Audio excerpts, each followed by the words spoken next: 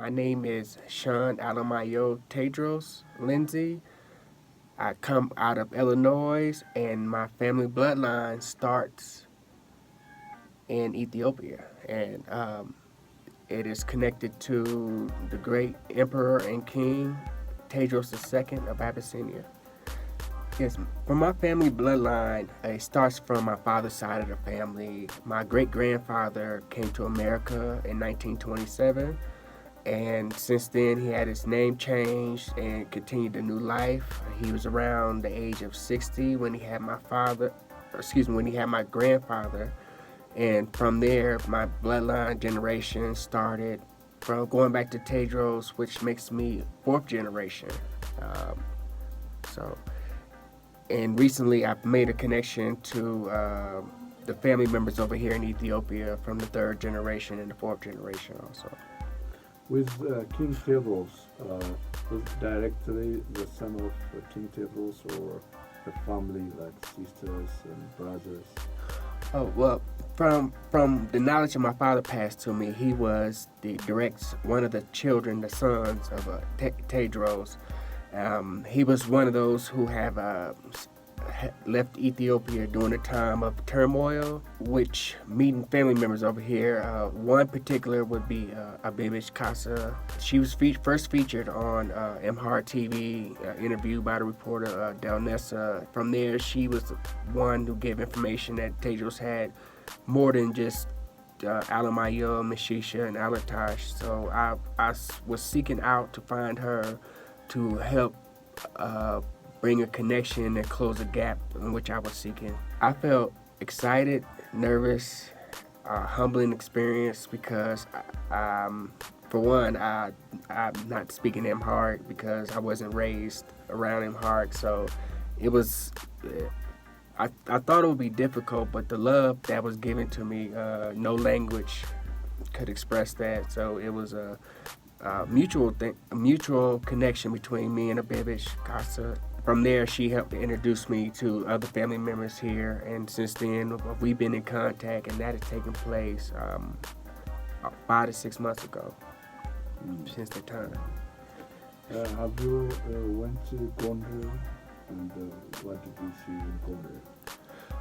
Well, my first journey to Gondar, I was first seeking out the tribes, one known as Falashans, but my biggest surprise was to learn who Tewodros II was, where he had statues and paintings and posters and everything. The airport's named after him. So my trip to Gondar for the first time was an eye opener because I never knew such a person of this status. He's like George Washington in America, except bigger. It took a whole day to process what I was seeing, and I saw castles, I saw royalty bloodlines, I saw kings and queens, history, ancient buildings, ancient churches. For me, it was just like walking into a history that has a timeline that goes back thousands and thousands of years.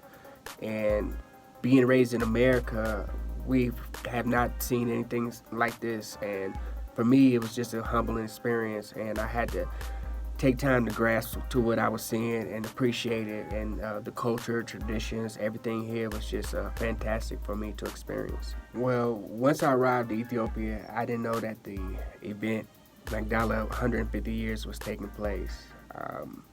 So my plan was to see Abibish again, but when I saw that and they had all the history, the scholars, the doctors, the universities, and I'm like, this is something very serious. I mean, you have people from all over the world come and be a part of this event, and for me it was a wonderful experience because the families, even from Captain Speedy, those family members were also present.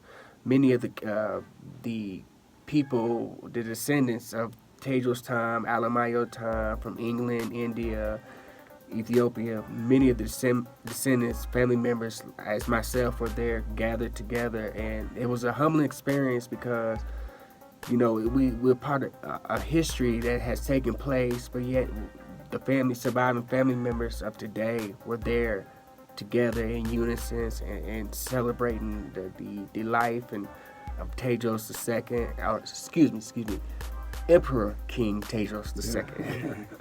When you talk about King Tewodros II to Ethiopia, what is the response of the people in America, even including your family?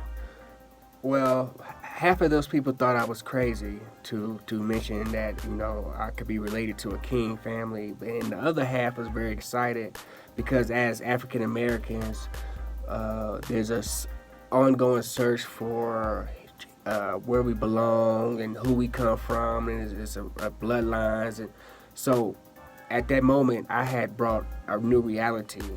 I can actually show pictures and statues of coming from someone in Ethiopia that I had relations to, so it kind of opened up an inspiration for many African Americans to seek out the greatness and discover more about the world outside of what we were taught.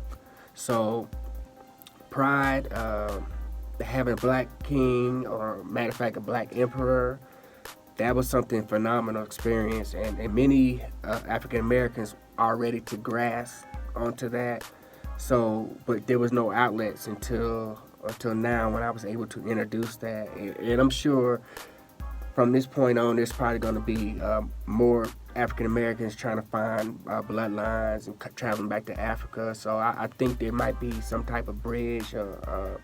It's going to be a new evolution of discovering ourselves. So they were very proud to hear how much I spoke Ethiopia and had the proof of the kings and the queens, princes and the princesses. So that was just a mind-blowing experience for many of those who I've met. Alemayehu, the Jasmine. He has been known little in history up until the last, I think, 5 years, where they have really been bringing out more information about him.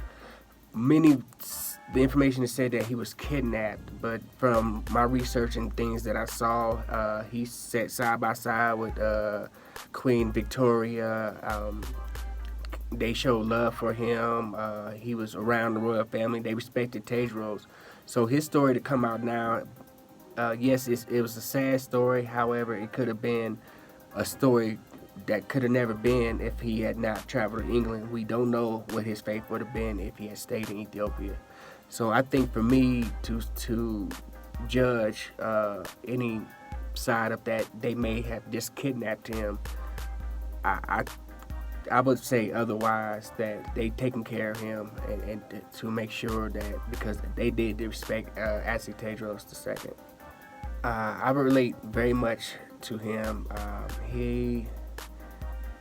To be away, thousands of miles away from your family, and got to live in conditions that you have no control of, is very difficult. And I say for my life, to know that I come from somewhere in Ethiopia, my family, but have no access to get there, is very, very frustrating, and it's kind of sad a little bit to know that you belong to somewhere else and you can't get there. But however, I kept faith, and through the years, after retiring from the United States Army, I was free to make that journey to meet the family. But the loneliness was still there after I met them, because I was pretty much the only one not speaking Amharic. So it made it difficult. But however, many spoke English, and they opened up to me and helped me. But they only gave me so much time. So a new journey for me to seek out, because now for the first time I have seen a family member that says they're from the Tewodros family, and I was seeking her out at this point, and by that time I just completed the Prince Alemayehu book, because his story to me has been spreaded. So I tried to put all the information about him and my thoughts and my childhood in comparison to him, and put it all in one book. And from there, everything started happening, where I was able to meet the family members, and I saw a lot of resemblance and family from Abibich to the children. So when Abibich told me that I looked like some of the family members in my great grandfather photo, she had noticed, but it was a photo of him being younger. Wait. One more time. Yeah, I see. Yeah, it's not. This photo is not for. It's not new for me. I think I saw before. I see.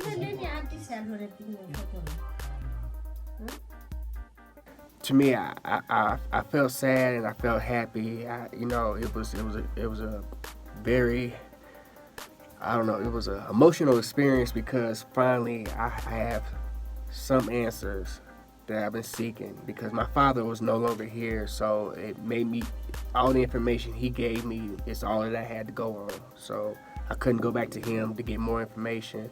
So Abibich, she opened up to me, and ever since then, we've been in contact, visiting each other.